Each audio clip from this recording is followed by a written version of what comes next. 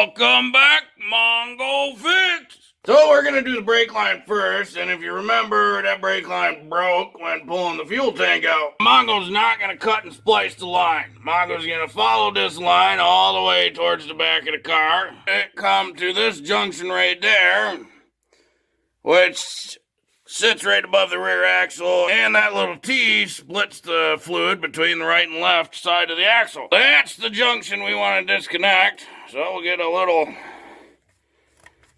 maybe, get a little penetrating oil on there. There it goes. Because that pretty rusty. Got a 14 millimeter, and the line's probably going to break.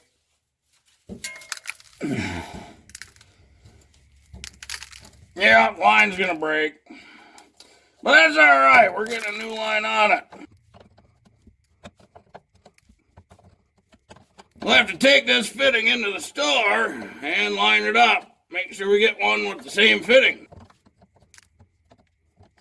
This is that same line. We follow it up front, and it goes up. Comes over the cross member right there, and into this. This is the ABS module. It covers a bunch of 13 millimeter bolts.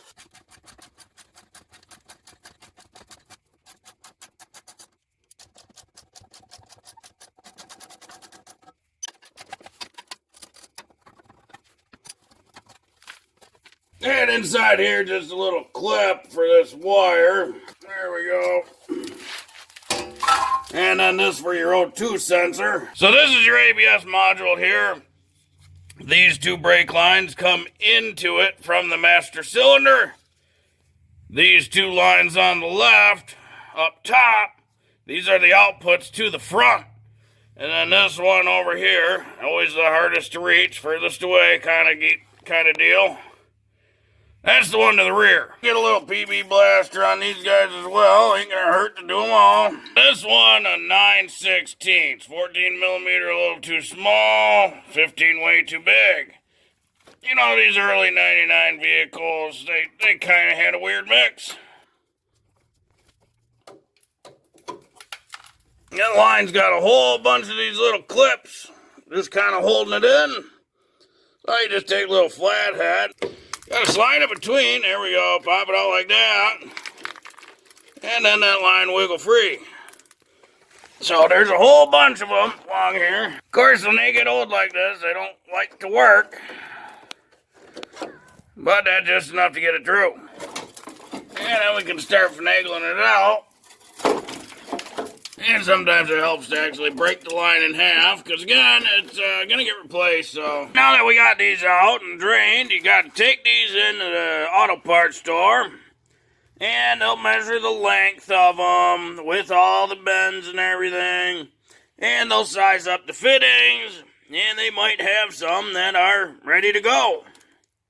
Or you can flare your own, whatever you want to do. Now, if you wanted to measure it yourself, pretty simple. You just grab a tape measure and go along. So we got an inch and a half.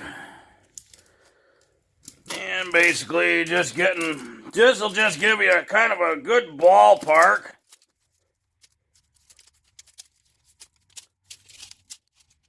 Maybe 42 and a half.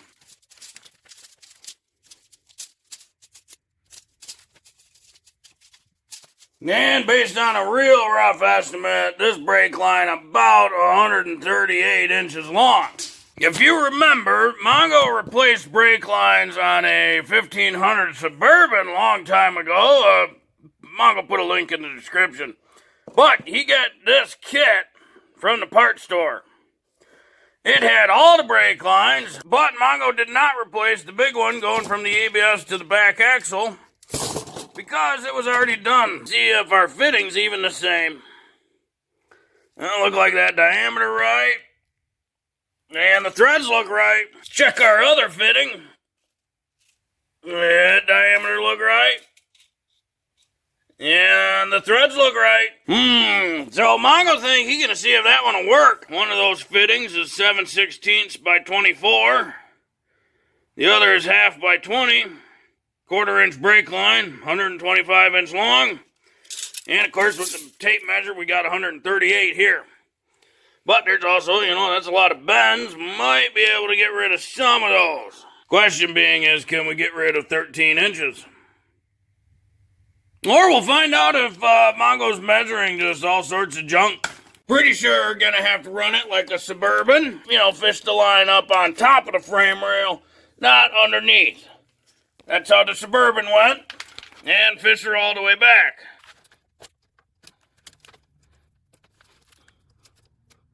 Just gonna follow that through. Not gonna secure the line yet. Angle it around to where we think it's gonna want to sit. Runs up to the body over to there. It's gotta connect there, and it's right there. Oh, and I broke the light. Oh, she's so close, but so far. Yeah, 6 more inches might have made it. So maybe cut weld, or just bend it. Well, Mongo will figure something out, let you know. But just a little slight bending of the bracket later, And that line fits just perfectly. It's all tightened up, ready to go. So now Mongo's gonna crack the little bleeders up there on the wheel cylinders and let her gravity bleed for, probably a day at least. Then we'll get to bleeding the brake. You can kind of tell the fluid level in there on the low side. Be sure to push the little diaphragm things back in. This dot 3. Be sure to get the right one for your application. Might not always be dot 3, but it'll tell you right there. Dot 3. DOT stands for Department of Transportation. They're the guys in the government who do a bunch of figuring and deciding on what should and should not be used and specs and whatnot. Since we're not using the factory clips and they're just kind of up here, Mongo just want to give her a little more secure, just using some zip ties around the e-brake cable. That'll at least keep her secure.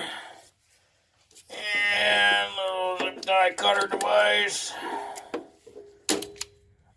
Couple more of those. Hopefully this video will help you if you ever got to replace a brake line on your Chevy Express. Well, if you like this video, be sure to like this video.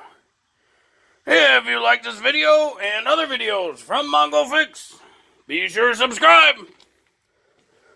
Mongo always working on all sorts of stuff. Mongo, thank you.